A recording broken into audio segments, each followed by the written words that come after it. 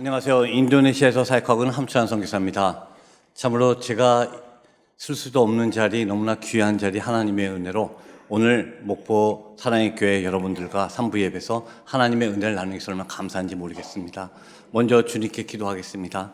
사랑과 은혜가 풍성하신 하나님 아버지 감사합니다. 주님의 백성을 주님의 거룩한 안식일 날 모으시고 예배 받도록 인도해 주시니 감사합니다. 우리 예배 가운데 우리 심령을 만져주시옵소서. 우리 마음을 열어주시옵소서. 하나님의 말씀을 심어주시옵소서. 주님, 부족한 종은 십자가 뒤에 온전히 가리우시고 오직 예수 그리스도 영광이 나타나도록 인도하여 주시옵소서. 예수님 이름 받들어 기도합나이다. 아멘. 사랑하는 성도 여러분, 우리 이사야 55장 3절에 이런 말씀이 있습니다. 우리 다 같이 한번 큰 소리 읽겠습니다. 시작.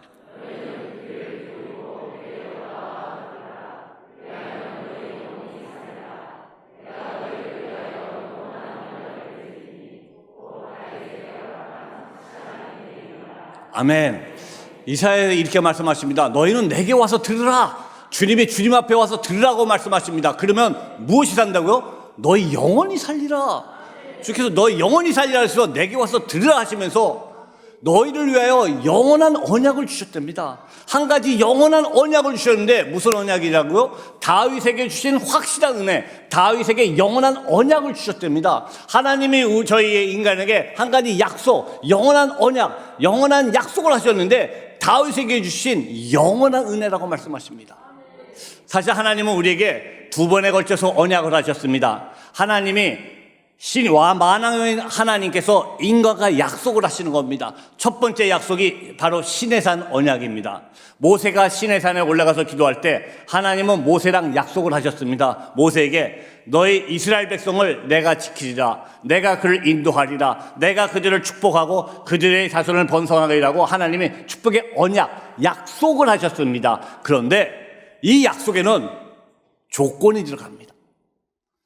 모세에게 약속은 주셨는데, 축복은 주셨는데, 너희가 만일 내가 내 말을 순종하면 너희가 이러한 복을 받으리라. 그런데 만일 너희가 내 말을 순종하지 않으면 이러한 벌을 받으리라는 말씀도 있습니다. 성경을 여러분 잘 읽어보시면은 신명기 민수기를 보면은 하나님이 우리에게 주신 축복의 장은 3장입니다. 3장에 걸쳐서 너희가 만일 내 말을 순종하면 너희는 이런 복을 받고 이런 복을 받고 이런 복을 받고 3장에 걸쳐서 말씀하셨는데 저주의 장은 7장이나 됩니다. 그런데 너희가 내 말을 순종하지 않으면 이런 벌을 받고 이런 받고 이런 받고 이런 받고 7장이나 되는 오히려 저주의 말씀이 더 많은 것을 볼 수 있습니다. 만약 하나님께서 이 언약만 지금까지 주셨다면은 저와 여러분은 정말 성경을 읽으면서 레위기 읽으면서 그 골치 아픈 성경의 많은 법도 규례 그거를 지키려고 지금도 노력해야만 됩니다. 하나님이 말씀하신 법도를 지켜야지만 복을 받으니까 그걸 지키려고 막 노력하고 그 모든 법계 규례를 따르려고 노력해야지만 축복을 받는 그러한 생활을 하게 됐을 텐데 너무나 감사하게도 하나님은 다윗에게 두 번째 언약을 주셨습니다. 다윗에게 언약을 주시면서 어떤 언약을 주시냐면 네 집과 네 나라를 내가 영원히 보존하라고 말하는 축복의 언약을 주시는데 조건이 안 붙습니다. 아무런 조건이 없이 이제부터 네 집과 내 나라를 내가 영원히 지키겠다는 축복의 언약을 주셨습니다. 모세에게 주신 언약은 깨질 수 있는 언약입니다. 조건이 붙었기 때문에 만일 우리가 순종하지 않으면 그 언약이 깨어집니다. 마치 신랑과 신부의 관계와도 같습니다. 신랑과 신부가 막 사랑하고 있을 때 아무 문제가 없습니다. 그런데 의견이 안 맞고 해서 사이가 살려서 갈라질 수도 있는 케이스가 나오지 않습니까? 바로 언약은 주시긴 주셨는데 그 언약은 깨질 수 있는 언약입니다. 하나님은 영원하시니까 인간이 하나님을 따르지 않을 때 하나님의 관계에 순종하지 않을 때 이 언약이 깨질 수 있는 브레이크able 언약, 깨질 수 있는 언약이 바로 모세에게 주신 언약인데 감사하게도 다윗에게 주신 언약은 어떠한 관계냐면은 부모와 자식과 같은 관계입니다. 여러분, 여러분의 자식이 아무리 여러분의 속을 썩인다고 여러분의 자식을 바꾸실 수가 있습니까? 우리 자녀 여러분, 여러분의 부모와 의견이 안 맞는다고 하나님 내 부모 바꿔주세요. 가능합니까? 절대로 불가능한 관계입니다. 부모와 자식, 절대로 변할 수 없는 관계. 아무리 사이가 좋고 나쁘고 상황에 따라서도 영원 불변, 부모와 자식이 변할 수 없는 관계가 바로 다윗에게 주신 축복입니다. 하나님이 다윗에게 주는 축복, 내 집과 내 나라를 내가 영원히 보장하겠다는 그 영원 불면 조건이 없는 무조건적인 축복을 하나님이 다윗에게 주셨고, 그 다윗의 축복이 지금도 우리에게 임하고 있음을 믿으시기 바랍니다. 넘겨주시죠. 그렇다면 여러분, 왜 하나님은 다윗에게 이런 축복을 주셨을까요? 우리 아까 읽으신 사무엘하 7장의 배경은 이렇습니다. 이스라엘 백성이 가나안 땅에 들어가서 수많은 족속과 전쟁을 했습니다. 그리고 그들을 다 물리치고 여호와의 궤도 빼앗겼다가 그 여호와 궤까지 다시 되찾았습니다. 그랬을 때 하나님이 이 7장을 말씀해 주셨는데 7장 1절에 이렇게 나와 있더라고요. 여호와께서 사방의 모든 대적을 물리치시사. 여러분, 전쟁은 누가 했죠? 이스라엘 백성이 했습니다. 이스라엘 백성이 많은 족속과 싸우고 그들을 물리셨습니다. 그런데 성경은 뭐라고 기록합니까? 누가 싸웠다고요? 여호와께서 사방의 모든 적을 물리치셨다고 말씀하십니다. 성경은 말합니다. 이 전쟁의 통치권은 하나님이시고 이 땅의 통치권은 하나님이기 때문에 사람이 보기에는 이스라엘 백성이 싸웠지만 성경은 얘기합니다. 여호와께서 하나님께서 모든 적들을 물리셨다고 말하고 계십니다. 하나님의 통치권을 인정해드리는 저와 여러분 되기 바랍니다. 이 땅에 하나님이 주권하시고 하나님이 통치하고 계심을 여러분 하나님께 인정해드리는 저와 여러분 되기 바랍니다. 그런데 성경을 보시면요, 7장 2절, 5절, 11절 보면 한 단어가 3번 반복됐습니다. 히브리어는 바이트란 뜻입니다. 바이트란 단어가 3번이 반복됐는데 7장 2절에서는 이 바이트란 뜻이 왕궁이란 뜻으로 쓰였습니다. 그리고 5절에서는 성전이란 뜻으로 쓰였고 11절에는 왕조란 뜻으로 쓰였습니다. 똑같은 바이트가 3번이 반복되는데 그 뜻이 점점 커지는 걸 보게 됩니다. 이 말은 무엇입니까? 여러분, 하나님의 나라는 제한이 없이 날마다 확장되고 있음을 믿으시기 바랍니다. 하나님의 나라는 국한되는 것이 아니라 어떤 한 부분에 제한되는 것이 아니라 그 하나님의 나라는 하나님이 통치하기 때문에 점점 매일매일 커지고 있음을 선포하시기 바랍니다. 그리고 여호와께서 말씀하셨습니다. 13절부터 16절을 보면은 내와 내 집을 내가 영원히 보존하겠다고 말씀하시면서 영원이라는 단어를 3번이나 반복하셨습니다. 여러분 한번 상상해 보십시오. 만왕의 왕이신 조물주께서, 만왕의 왕이신 왕께서 인간과 약속을 하시는데 한 번이 아니고 3번씩이나 강조를 하십니다. 내가 네와 네 집과 내 집을 내가 영원히. 여러분, 영원히가 언제까지입니까? 우리 하나님이 언제부터 계셨죠? 영원 전서부터 영원 후까지 영원히 계신 분입니다. 그분이 영원히 forever 절대로 이 약속은 깨질 수가 없다. 이 약속은 절대로 깨질 수 없고, 내가 내 집과 내 나라를 영원토록 내가 통치하고 내가 지키고 내가 이끌고 내가 내 위를 지키겠다는 약속이 바로 다윗에게 주신 영원 불변의 축복의 말씀, 축복의 언약이었습니다.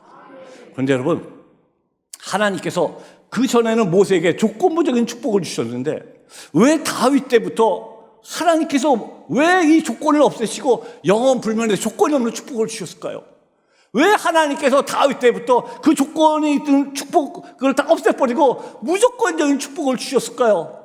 여러분, 우리 성경 말씀을 읽겠습니다. 넘겨주시죠. 사무엘하 7장 16절 우리 큰 목소리로 읽겠습니다. 시작.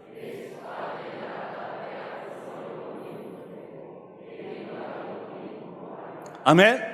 여러분, 이게 확실한 언약, 하나님이 우리에게 주신 영원불변의 다윗에게 주신 언약입니다. 축복의 말씀입니다. 우리 조금 더 큰 소리로 읽을까요? 축복의, 하나님의 영원불변의 약속의 말씀, 축복의 말씀, 더 큰 소리로 읽겠습니다. 시작.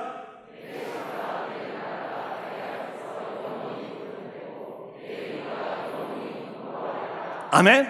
그리고 성경은 신명기, 민수기처럼 앞에 나왔던 말씀이 다시 한번 기록이 되면서 역대상 17장 14절에 똑같은 말씀이 있습니다. 읽겠습니다. 시작.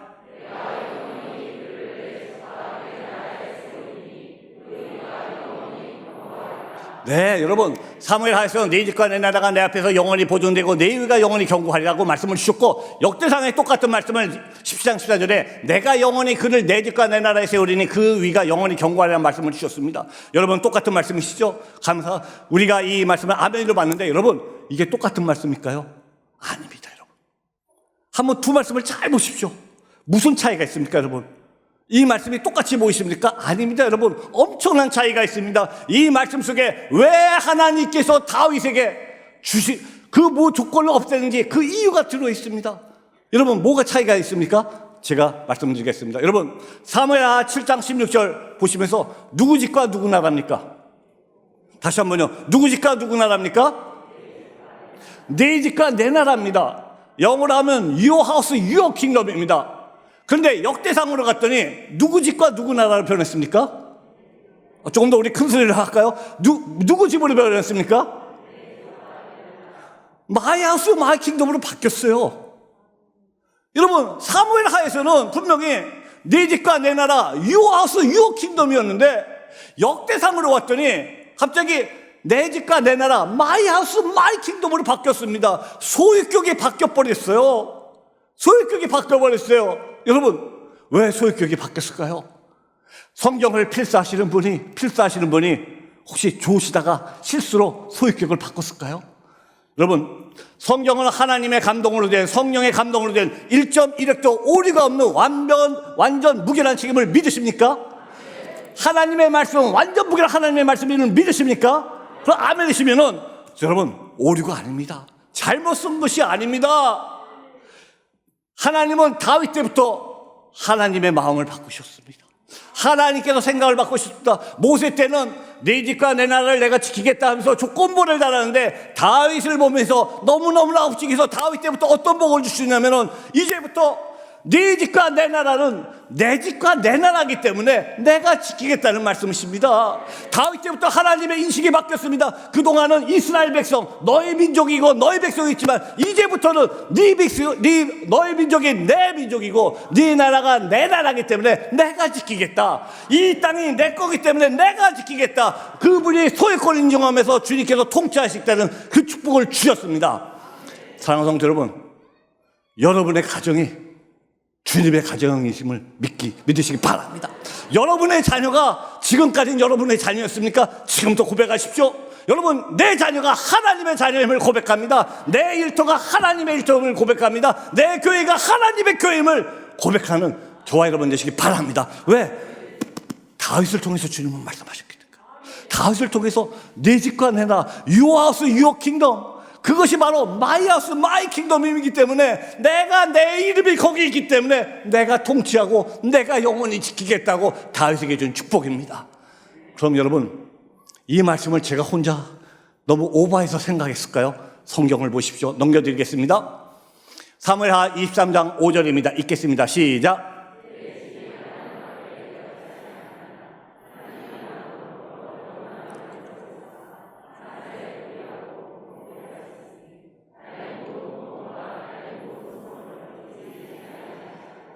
다윗이 임종하기 전에 마지막 유언을 남깁니다. 자기 백성들에게 유언을 합니다. 하나님이 나에게 영원한 언약을 맺으셨다. 다윗은 깨닫기 시작했습니다. 왜 하나님이 내 집과 내 나라를 내가 영원히 보존하겠더니 그 말씀을 깨닫기 시작했습니다. 하나님이 나한테 영원한 언약을 주셨고 그렇기 때문에 나의 모든 구원과 소원을 하나님이 다 이루어 주셨다고 말씀하시고 역대상 28장 5절 읽겠습니다. 시작.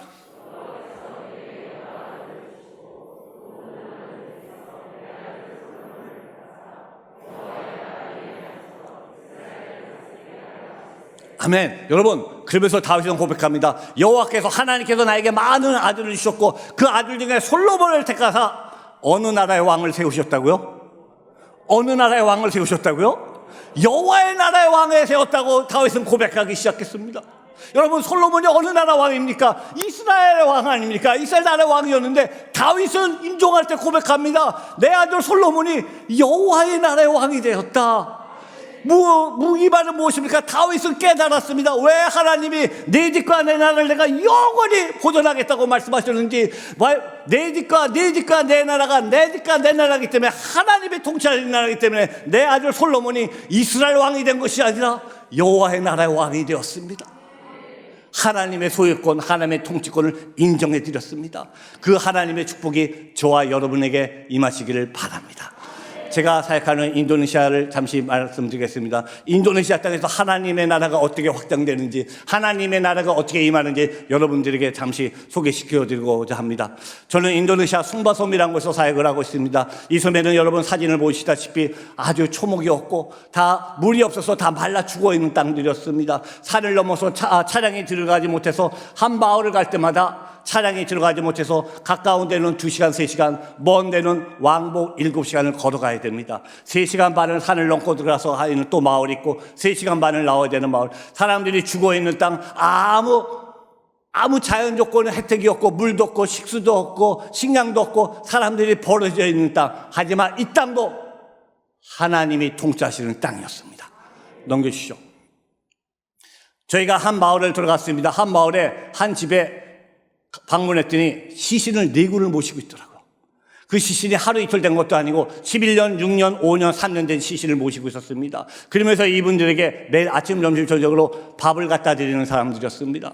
사람은 사람인데 복음을 한 번도 들어보지 못하고 하나님의 나라가 뭔지 모르고 사는 사람, 버려진 사람들. 하지만 그들이 하나님을 알지 못했지만 하나님은 그들을 알고 그들 가운데 임하시기 시작하셨습니다.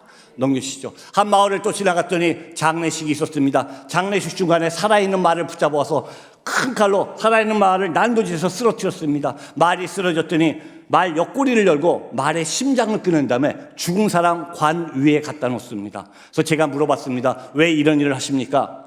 그분들이 이렇게 대답하시더라고요. 죽은 영혼 혼자 저승길을 가려면 얼마나 외롭겠습니까? 저승길을 가는데 친구해 주기 위해서 부자는 동물을 많이 죽이고 가난한 사람은 새래도 한 마리 죽여서 저승길 가는데 친구해 주기 위해서 동물을 죽인다 그럽니다. 사람은 사람인데 복음이 들어가지 못하고 아직 하나님을 알지 못하는 땅, 하나님을 알지 못하는 사람들. 그런데 그 땅도 하나님이 통치하시는 땅이었습니다. 그 땅에 대해서 저희가 복음을 전하기 시작했습니다. 하나님의 나라를 전하기 시작했습니다. 여러분 넘겨주시죠. 작년, 재작년 3년 동안 많은 사람이 코로나 팬데믹이었습니다. 많은 교회가 대면 예배를 드리지 못하고 교회가 문을 닫고 그 다음에 모든 선교 활동이 문을 닫고 그래서 많은 분들이 얘기했습니다. 지금 선교의 문이 닫혔다. 하나님이 지금 일하지 않으시고 코로나 때문에 하나님의 일이 멈추었다고 얘기했었습니다. 그런데 여러분 그거는 사람들의 오판이었습니다. 하나님은 하나님의 나라를 확장을 해서 한 번도 멈추신 적이 없고 어떠한 상황에도 쉬지 않고 일하고 계셨습니다. 오히려 코로나 팬데믹 많은 사람이 쓰러져 나가고 많은 마을이 문을 닫았을 때 놀랍게도 저희가 사역하는 순마섬에는 지난 3년 동안 더 큰 부흥이 일어났습니다. 더 많은 마을들이 개척됐고 더 많은 사람들이 주님을 받아들이기 시작했고 더 많은 교회 하나님의 교회들이 세워지면서 그들이 주님 앞에 돌아오기 시작했습니다. 하나님의 나라는 아무리 코로나가 심하고 어떠한 봉쇄 가운데도 매일 넓혀지는 것을 보여주셨습니다.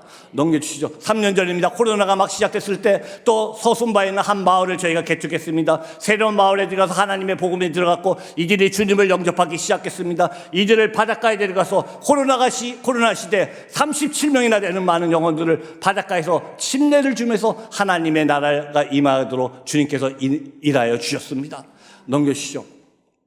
한 번은 중부 순바입니다. 이 순바에는 물이 없는 마을입니다.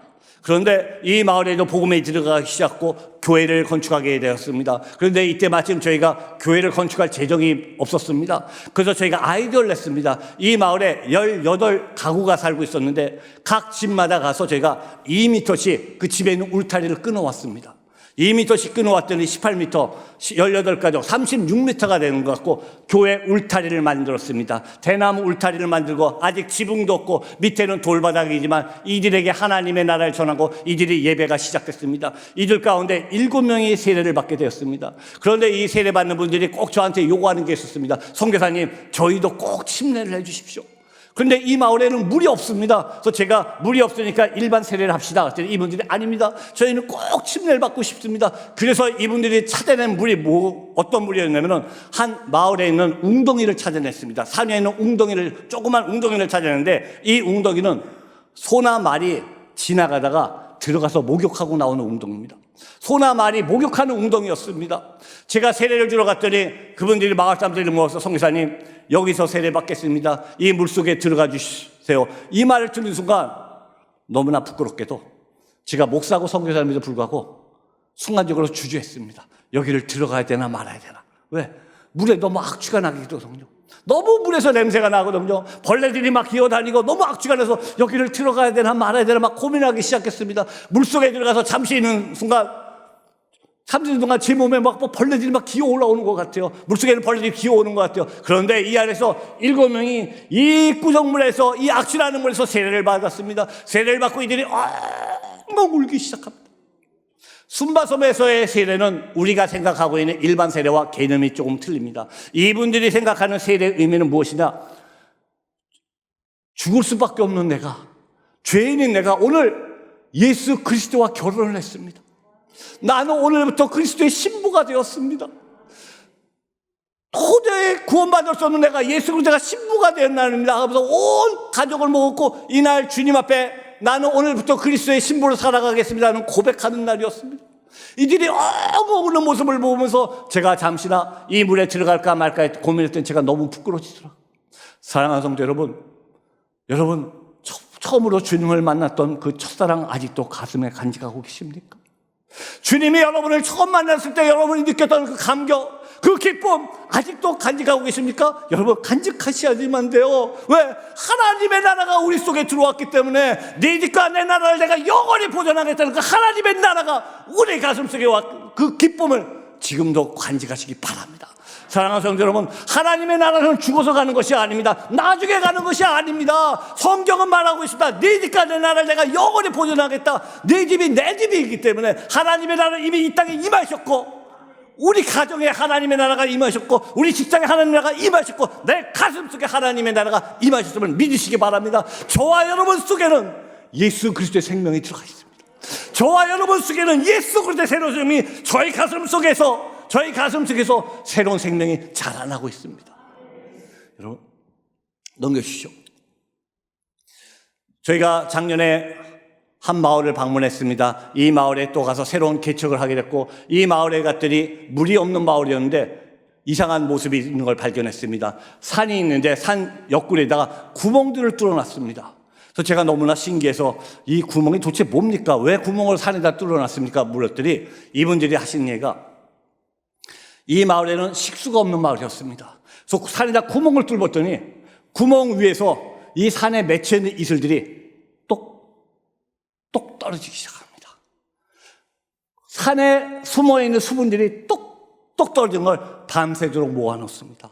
아침에 플라스틱 컵을 갖고서 그물을 떠서 마시는 게 이분들의 유일한 식수였습니다. 제가 그분들한테 얘기했습니다. 이렇게 물을 얻기 힘들어서 너무나 고생하셔서 어떡합니까? 너무나 힘드시겠습니다. 그랬더니 그분들이 뭐라고 얘기하시는 줄 아십니까? 아니에요, 선교사님. 하나님이 우리를 얼마나 사랑하시는지 하나님 우리를 너무 사랑하셔서 이렇게 물을 얻을 수 있도록 물을 주셔서 감사하다는 겁니다. 아니 물이 똑똑 떨어지는 거는 밤새기 전에서 한 컵 물을 마시는데 하나님 물을 주셔서 감사합니다. 이 고백을 하시더라고요. 제가 그 고백을 들으면서 순간적으로 이런 생각을 했습니다. 만일 내가 이런 상황이면 정말 나도 감사할 수 있을까? 정말 이런 상황이면 감사할 수 있을까? 그러면서 제가 한 생각이 떠올랐습니다. 사랑하는 성도 여러분, 때때로 우리는 너무나 많은 것을 가지고 있습니다. 너무나 풍족한 걸 가지고 있어서 너무나 풍족하게 살고 있어서 진정으로 하나님 앞에 감사할 기도 제목들을 수많은 기도 제목들을 놓치고 있다는 걸 깨달았습니다. 너무나 생활에 풍족하다 보니까 하나님 앞에 정말 감사될 기도 제목을 잊어버리고 하나님께 감사하라 그러면 전부 큰 것만 찾습니다. 큰 기적만 찾습니다. 야, 이런 기적이 왜 안 나왔지? 하나님 앞에 감사해야 되는데 기도할 제목, 감사 기도 제목 큰 것만 찾습니다. 그런데 사실 여러분, 오늘 여러분들이 이 시간 이 자리에 와서 예배 드리는 것도 하나님의 은혜임을 감사하기 바랍니다. 오늘 우리에게 입을 주시고 목소리를 주셔서 아까 막 여러 하나님의 영광 찬양 드릴 수 있도록 목소리 주시는 것도 감사하시기 바랍니다. 여러분 집에 가서 수도꼭지 틀면 물이 막 나오잖아요. 여러분 쏟아지는 물을 보면서 하나님 우리가 목마르지 않도록 이 물을 매일매일 공급하시는 것도 감사합니다. 여러분 범사에 감사하고 하나님 앞에 감사의 기쁨이 매일매일 넘치는 삶이 회복되시기 바랍니다. 이분들을 보면서 제가 정말 회개하는 마음이 있었습니다. 이 마을에 교회를 건축하기 시작했는데 작년 9월에 저희 아내와 함께 이 마을을 갔더니 교회 건축하다가 교회가 중단됐습니다. 그래서 제가 물어봤어요. 왜 마을 교회가 중단됐습니까? 그분들이 이렇게 얘기하셨습니다. 마을의 일부 사람들이 우리 마을에 교회 건축한다고 방해를 하기 시작했습니다. 와서 돌을 집어던지고 길을 막고 교회 건축을 못하도록 막았습니다. 그래서 저희가 아는 분들에게 중보기도를 막 요청했고 작년 12월에 갔더니 이 교회가 건축되다 중단되다가 결국 12월 달에 벽이 세워지고 지붕까지 올라갔습니다. 그래서 작년 12월에 처음으로 이 마을 성탄 예배를 드리게 됐습니다. 제가 이렇게 설교하고 성도님들이 앉아서 예배 드리고 있는데 갑자기 주의 문이 탁 열리면서 교회 건축을 가장 방해했던 주동자가 뚜벅뚜벅 들어오기 시작했습니다. 설교하다가 제가 깜짝 놀랐습니다. 성도님들도 앉아있다가 깜짝 놀라서 웅성웅성대면서 이런 얘기를 하시더라고요. 저 사람 여기 왜 왔지? 와서 무슨 해코지 하려고 왔지? 전부 다 막 두려워하기 시작했습니다. 제가 나중에 그분한테 물어봤어요. 제가 당신을 초대도 하지 않았는데 왜 예배에 왔냐고. 그분이 나중에 이렇게 대답하시더라고요. 자기네들이 그렇게 못하도록 방해해도 왜 기독교인들이 그렇게 끝까지 끈질기게 이 건물을 완공하려고 그랬는지, 도대체 이 건물 안에서 무슨 짓들을 하려고 그랬는지 그게 궁금해서 왔대요. 이 건물에서 도대체 뭐 하려고 그렇게 건물을 했는지 그게 궁금해서 온 겁니다. 이 안에서 도대체 뭘 할까? 그런데 여러분, 첫 번째 성탄 예배를 드린 가운데 하나님께서 그분 마음을 만지셨습니다. 그분이 예배가 끝났는데 울면서 강대상 앞으로 오시더니 성도님들에게 이렇게 얘기하십니다. 이제부터 누구든지 이 교회 건축을 방해하는 사람은 나와 내 가족이랑 싸우겠다는 말로 알겠습니다. 나와 내 가족이랑 적이 되겠다는 말로 알겠습니다. 울면서 고백하시고 제 손을 꼭 붙잡고 이런 이렇게 얘기하시더라고. 아직 예배라는 단어도 모르시니까 미스터 함, 이곳에서 하는 행사가, 이 안에서 하는 행사가 이렇게 아름다운 행사였군요. 이 행사가 너무너무나 아름답습니다. 이분이 울면서 고백했고, 올해 3월, 바로 얼마 전에 3월 달에 이 마을에 들어가서 17명 세례를 주게 하였습니다. 사랑하는 성도 여러분, 하나님의 나라는 쉬지 않고 지금도 일하고 계시고, 그분이 일하고 계시고 매일 하나님은 확장하고 계십니다. 왜? 네 집과 내 나라가 내 집과 내 나라기 때문에. 넘겨주시죠. 작년 10월이었습니다. 서순바에 들어가서 사역을 하다가 한 아이를 만났습니다. 6살 난 카이자라는 아이입니다. 이 아이는 6살 난 남자아이인데 6년 동안 한 번도 눈을 감아본 적이 없습니다. 태어날 때부터 장애로 태어나서 이 위에 눈꺼풀이 없습니다. 6년 동안 눈을 한 번도 감아보지 못해서 빛과 바이러스가 6년 동안 들어가서 시력은 거의 다 잃어버렸고 눈이 아파서 계속 고통 가운데 있는 아이였습니다. 잠을 잘 때도, 밤에 잘 때도 눈을 감을 수가 없어서 눈을 뜨고 자야지만 되는 아이였습니다. 이 아이를 보고 너무나 가슴이 아파서 이 아이를 인도네시아 수도 자카르타를 데리고 와서 병원에서 검사를 받았습니다. CT 촬영, 초음파 촬영, MRI 다 검사받고 3일 동안 검사받았더니 의사가 나중에 결과서를 갖고 이렇게 얘기하더라고요. 미스터 함, 너무나 미안하지만 이 아이가 시력을 다시 되찾을 확률은 제로입니다. 의학적으로 시력을 다시 되찾을 확률은 없습니다. 그래서 제가 물어봤어요. 근데 이 아이가 눈이 너무 아파하는데 그럼 어떻게 해야 됩니까? 의사가 이렇게 대답하더라고요. 미안하지만 이 아이의 두 눈을 다 빼고 여기를 다 막아줘야 됩니다. 그래서 더 이상 바이러스가 들어가서 고통받지 않도록 막아줘야 됩니다. 수술로 여기를 다 눈을 빼고 막아줘야 된다고 얘기하더라고요. 제가 그 수술을 하기 위해서 순바섬에 있는 어머니랑 통화를 하기 시작했습니다. 사정을 냈더니 그 어머니가 이렇게 대답하더라고요. 미스터 함, 너무나 상황도 알렸고 너무나 고맙지만 나는 내 아이가 비록 기능을 잃은 두 안구지만 그래도 없는 것보다 있는 게 좋겠습니다. 도저히 내 아이의 두 눈을 못 빼겠습니다. 수술을 못 하겠다는 겁니다. 그래서 제가 물어봤습니다. 그런데 이 아이가 이렇게 눈이 아파서 고통받는데 이건 어떡합니까? 그랬더니 주님을 모르는 엄마가 그 입에서 이런 말이 나오더라고요. 그래서 미스터 함, 당신이 믿는 예수 그리스도한테 기도 좀 해주세요. 그래서 그 예수가 이 아이를 고치게 해주세요. 여러분, 주님을 모르는 분이 당신이 믿는 예수 그리스도한테 기도해 주세요. 그래서 그 예수가 이 아이를 고치게 해주세요. 이 고백을 듣는 순간 이사야서에 있는 말씀이 떠올랐습니다. 여호와의 생각은 나의 생각과 다르고 여호와의 길은 나의 길과 다르다. 저는 이 아이를 병원 치료를 통해서 이 아이를 치료해주고 싶었는데 하나님은 아마 다른 방법으로 만드시기 원하시라 그 마음을 느끼게 됐습니다. 그래서 이 아이를 수술 못하고 순바섬으로 돌려보냈습니다. 그랬더니 작년 12월에 이 아이가 있는 마을 옆에 있는 마을에서 PPT 주세요. 옆에 있는 마을에서 예배를 드리는데 놀랍게도 평생에 한 번도 교회에 오지 않았던 이 아이의 아버지가 오토바이에 이 아이를 태우고 교회로 왔습니다. 예배를 드리러 오기 시작했습니다. 여러분, 하나님은 하나님의 일을 멈추지 않고 하나님이 구원하고자 하는 영혼들을 만드셔서 이 일을 가지고 일하기 시작하셨습니다. 넘겨주시죠.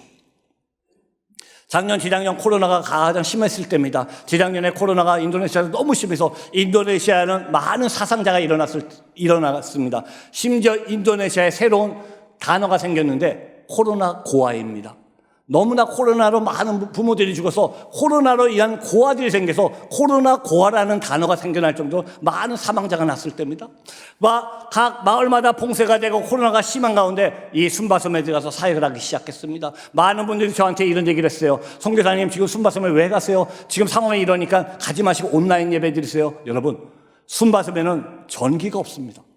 저희가 사역하는데 전기가 안 들어옵니다. 인터넷이 없습니다. 전기랑 인터넷이 없는데 무슨 수로 온라인 예배를 드립니까? 우리가 가지 않고 예배를 드리지 않으면 이들이 다시 이슬람으로 돌아가고 이들이 다시 정정신앙으로 돌아가는 상황. 아무리 코로나가 심해서 그 안에 들어가서 같이 뛰고 예배 드릴 수밖에 없는 상황이었습니다. 거기 가서 예배 드리는 건데 더 놀라운 것은 100명, 150명이 오셔서 예배 드리는데 한 명도 마스크를 쓴 사람이 없습니다. 아무도 마스크를 쓰지 않았습니다. 맨 처음에 저는 혼자 마스크 썼습니다. 저 혼자 살겠다고 마스크 썼습니다. 그런데 그 하루 이틀이지 3일째 됐더니 도저히 눈총이 뜨거워서 마스크를 쓸 수가 없더라고요. 그래서 제가 마스크가 있음에도 불구하고 마스크를 빼고 주문해놓고 같이 마스크를 벗고 그들과 함께 뛰어다니면서 찬양하고 예배드리기 시작했습니다. 그런데 사역하는 가운데 기쁨이 있는 것이 아니라 두려움이 생기기 시작하더라고요. 선교사고 목사인데도 두렵기 시작하기 시작했어요. 나 이러다 코로나 걸리면 어떡하지? 이러다 잘못되면 어떡하지? 무서워지기 시작했습니다.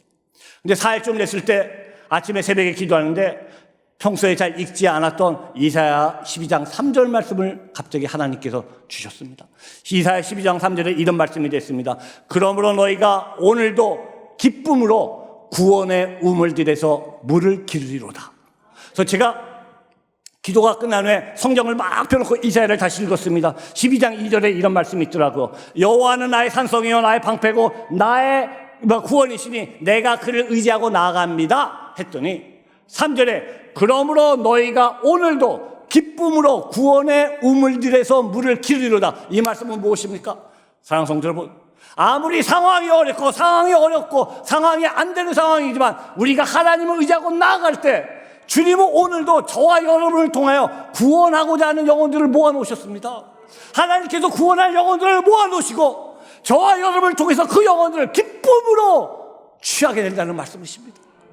아직 한국에도 코로나가 끝나지 않았고 아직 코로나 때문에 이번 여러분의 경제적 타격도 끝나지 않았습니다. 하지만 여러분, 주님을 의지하고 나아가셔도 그리 하나님의 나라를 전하시기 바랍니다. 그렇게 전할 때 하나님은 저와 여러분을 통하여 오늘도 구원할 영혼들을 만나게 하시고 그 영혼들을 기쁨으로 추수하게 되리라 믿습니다.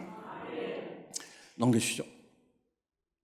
순바섬에 한 1,700명 되는 서순바에 있는 마을이었습니다. 이 마을에도 물이 전혀 없는 마을이었습니다. 저희가 8년 전에 갔을 때 위에 있는 사진처럼 아이들이 저한테 막 달려오는데 저도 아이를 굉장히 좋아하고 사랑하는데 선뜻 껴안지를 못하겠더라고요. 왜? 아이들이 평생에 목욕을 한 번도 해본 적이 없었어.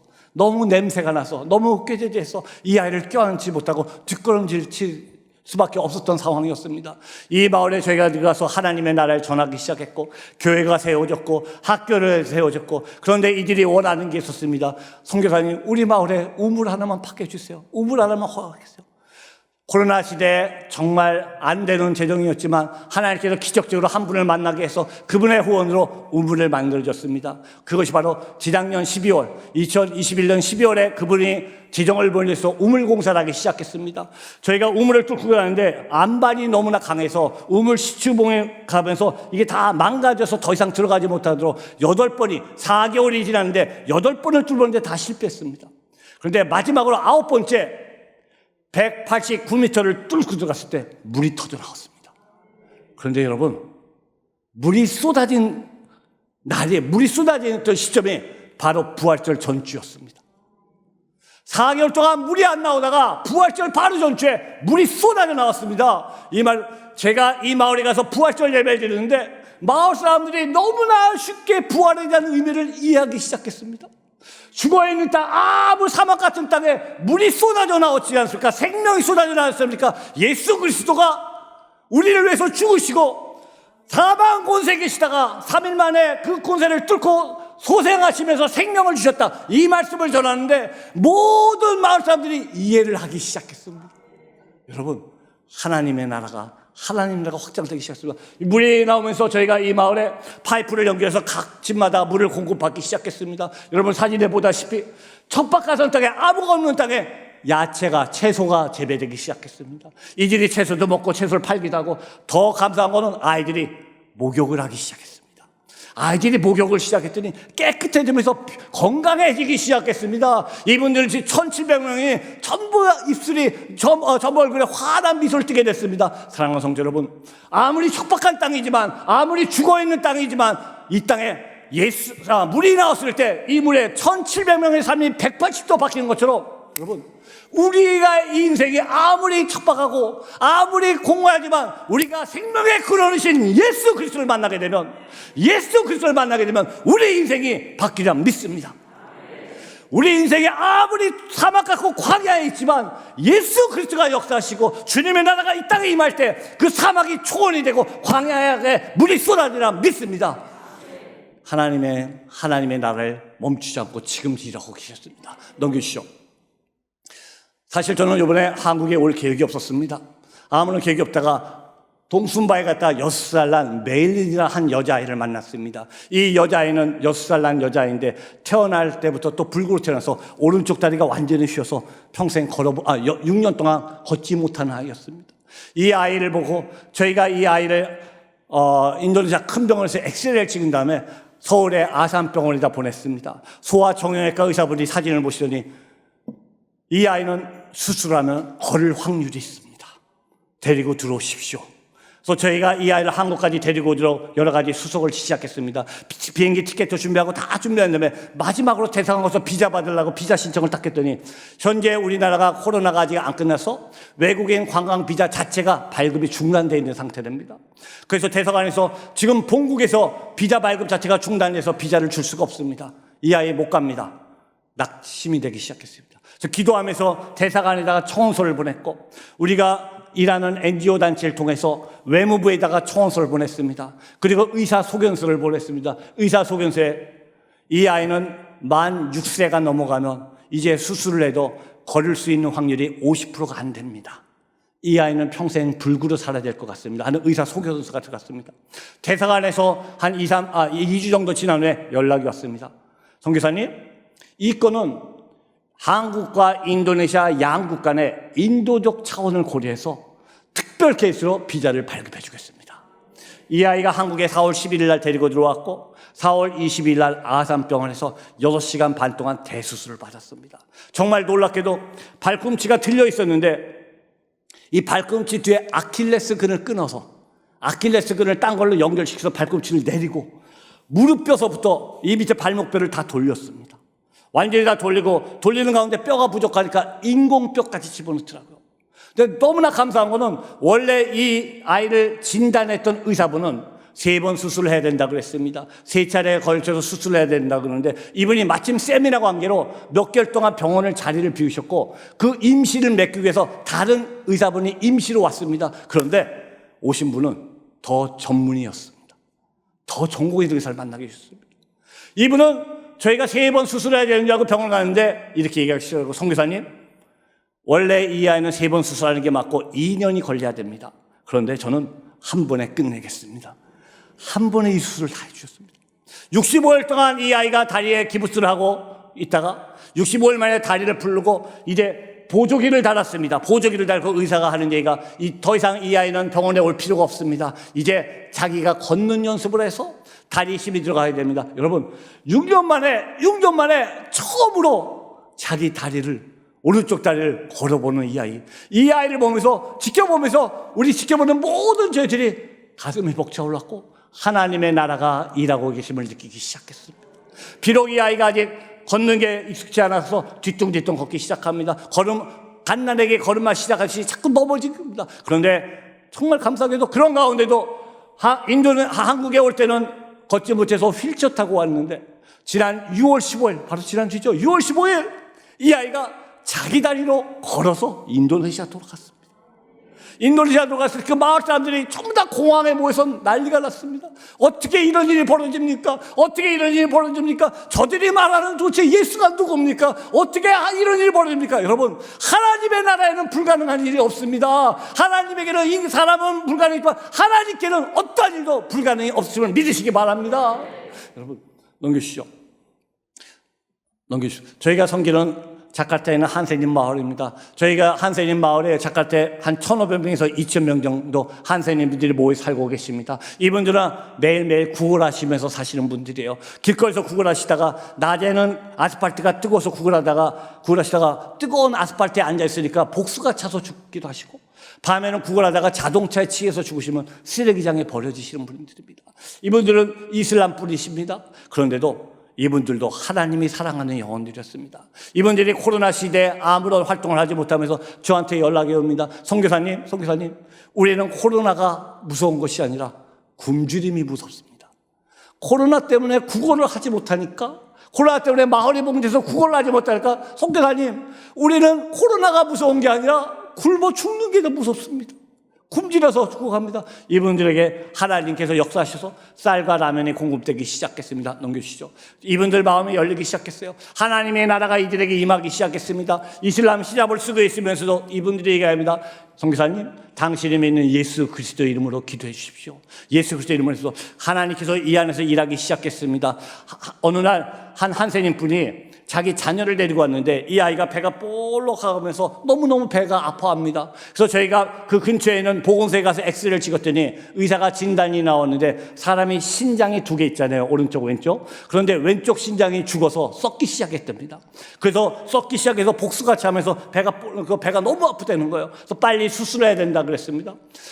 근데 마침 그때 저희 부부가 갖고 있는 재정이 하나도 없었습니다. 이 아이를 붙잡고 간절히 기도만 해주고 집에 돌아온 후에 3개월 동안 재정을 막 자꾸 모으기 시작했습니다. 3개월 만에 재정을 다 모아서 다시 이 아이를 데리고 이 아이를 수술하게 해주기 위해서 이 아이를 진찰했던 병원에 데리고 가서 다시 엑스레이를 찍었습니다. 그런데 여러분, 수술하려고 엑스레이를 찍었는데 놀랍게도 죽었던 신장이 살아났다는 겁니다. 죽었던 신장이 살아났다고 의사가 깜짝 놀랐습니다. 아니 어떻게 3개월 전에 분명히 죽어갖고 썩는 걸 내가 진단했는데 3개월 후에 엑스레이를 찍었더니 죽었던 신장이 살아났다는 겁니다. 한센이 이분이 이런 고백을 하더라고요. 미스터 함, 당신이 기도한 예수 그리스도가 이 아이를 고쳤습니다. 당신이 기도한 예수 그리스도가 이 아이를 고쳤습니다. 사랑하는 성도 여러분, 하나님의 나라에는 제한이 없습니다. 하나님의 일하시면은 어떠한 제한도 없고 하나님은 날마다 일하고 계십니다. 넘겨주시죠. 네. 이 한세님 분들이 가장 필요한 것이 또 하나 있었습니다. 바로 의족입니다. 이분들이 다리가 썩어 들어가고 팔이 썩어서 다리가 잘리기 시작했습니다. 걷지 못하십니다. 그래서 저희가 의족을 공급해 드리기 시작했습니다. 의족을 받았더니 이분들이 너무너무 좋았어요. 그래서 제가 물어봤습니다. 의족 받으면 뭐가 제일 좋으세요? 여러분, 의족 받으면 제일 좋아하는 이유가 뭔지 아십니까? 이제 구걸하러 멀리 갈 수 있습니다. 새로운 다리가 생겨서 이제 구걸하러 멀리 갈 수가 있습니다. 그 고백을 느끼면서 정말 이분들의 고통과 이분들의 멸시가 얼마나 큰 걸 느끼게 해주셨습니다. 하지만 하나님께서 이분들도 사랑하시는 하나님의 백성과 일하기 시작하셨습니다. 넘기시죠. 마지막입니다. 제가 지난 토요일 날 아침에도 간증했던 건데 다시 한번 말씀드리겠습니다.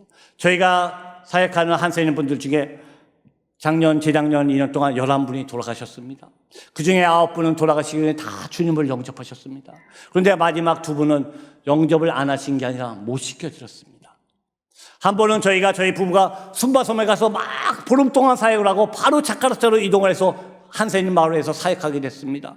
사역하는데 몸이 너무 피곤해서 사역하면서 어떤 마음이냐면 오늘은 빨리 사역 마치고 집에 가서 쉬어야겠다 이런 마음밖에 없었습니다. 사역을 마치고 나올 때 한센인 두 분이 쓰러져 있는 걸 봤습니다. 보통 때 같으면 가서 기도해드리고 영접 기도 시켰어야 되는데 그때 몸이 너무 피곤해갖고 순간적으로 오늘만 날인가 다음 주에 와서 하지 그냥 왔습니다.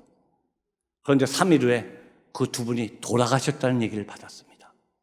그날 저녁에 기도하는데 하나님께서 마구마구 고치셨습니다. 하나님께서 마구마구 고치셨습니다. 네가 네 몸뚱아리 하나 편하려고 네가 게을러서 마지막 구원받을 수 있는 두 영혼을 네가 버렸다 하시더라고요. 네가 게을러서 마지막 구원받을 수 있는 두 영혼을 네가 버렸다. 그러시면서 그 죗값을 네가 받아라고 말씀하시더라고요. 사랑하는 성도 여러분, 하나님의 나라가 우리 가슴에 임하셨습니다. 우리는 하나님의 자녀가 되었습니다. 전에는 악의 자식, 어둠의 종이었는데 이제는 의의 종이 됐고 하나님의 자녀가 되었습니다. 그런데 하나님께서 우리에게 자녀가 된 축복도 있고 내 집과 내 나라를 내가 영원히 보존해야 되는 축복 가운데 우리가 돼야 될 의무가 있습니다. 바로 하나님의 나라를 전하는 겁니다. 하나님의 나라를 전하라고 말씀하십니다. 우리가 때를 어떤지 못하는지 하나님의 나라를 전하라. 우리가 게을러서 내 주에 있는 영혼들이 하나님의 복음을 듣지 못한다면 우리의 죗값이라고 말씀하고 있습니다. 사랑하는 성도 여러분, 그럼 왜 하나님의 일을 자꾸 우리 보고 하라 그러실까요? 왜 하나님의 일을 도와달라 그러실까요? 여러분, 한번 우리 상상해 봅시다. 우리 하나님이 능력이 부족해서 우리의 도움이 필요하십니까? 우리 하나님이 힘이 부족해서 우리의 도움이 필요하십니까? 우리 하나님이 물질이 부족해서 우리의 헌금이 필요하십니까? 여러분, 착각하지 마십시오. 우리 하나님은 어떤 하나님이십니까? 말씀으로 천지를 만드신 분입니다. 아멘이십니까? 말씀으로 세상을 만드신 분이 무엇이 부족해서 무슨 능력이 부족하시겠습니까? 그분 홀로 모든 일을 할 수 있고 홀로 영광 받으시기에 마땅하신 분입니다. 그런데 하나님은 이사야서를 통해 우리에게 말하고 계십니다. 나의 영광을 위해 창조된 자들아, 나의 찬송을 위해 창조된 자들아, 사랑하는 나의 아들 딸들아, 내게로 와라, 내 안에 들어와라.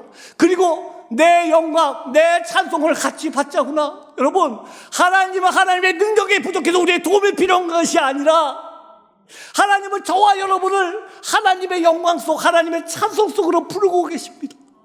그분 홀로 받아야 될 영광을 하나님께서 사랑하는 나의 아들 딸들아, 내 영광을 같이 받자, 내 찬송을 같이 받자. 사랑하는 여러분, 이것이 바로 하나님의 은혜입니다. 이것이 바로 하나님의 하려고 하는 은혜입니다. 사랑하는 성도 여러분, 우리가 아무리 힘들고 어려워도 오늘 이 시간 말씀해 주신 것처럼 여러분 가슴속에 새기시기 바랍니다.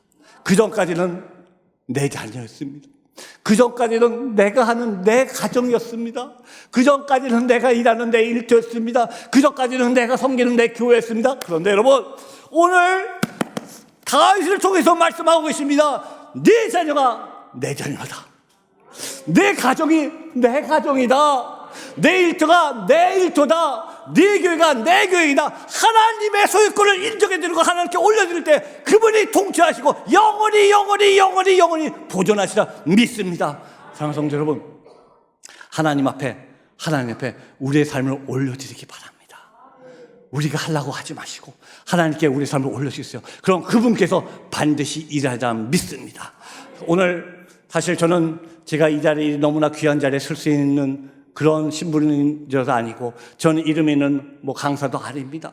순바섬에서 인도네시아 섬에서 34년, 현재 인도네시아가 이제 33년 동안 사역을 하면서 제가 있었던 많은 이야기를 여러분에게 전하고 싶었지만 시간 관계로 다 못하게 된 것이 많았습니다. 그래서 저희가 33년 동안 있었던 것을 간단히 책으로 만들어 보았습니다. 나중에 관심 있으시면 이 본당 뒤에 이 34년 동안 하나님이 어떻게 일하셨고 하나님의 나라가 어떻게 확장되는지 그 얘기가 궁금하시면 함께 보시면 되겠습니다. 그리고 오늘 다 못한 얘기를 오늘 저녁 시간에 다시 한번 나누고자 합니다.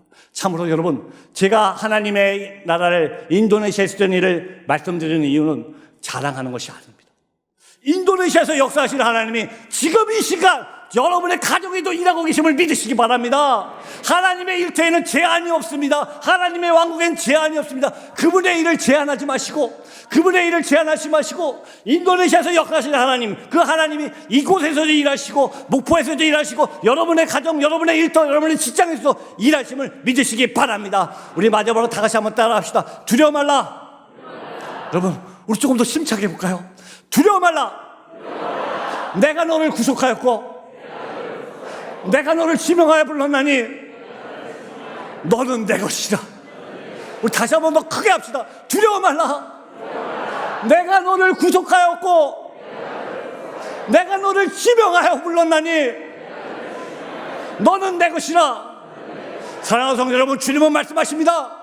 내가 너의 모든 죄를 사했고, 저는 여러분의 성함을 모르지만 하나님 만군의 여호와께서 내가 너를 이름을 일일이 불러가면서 지명하면서 너는 내 것이라고 불러주셨습니다.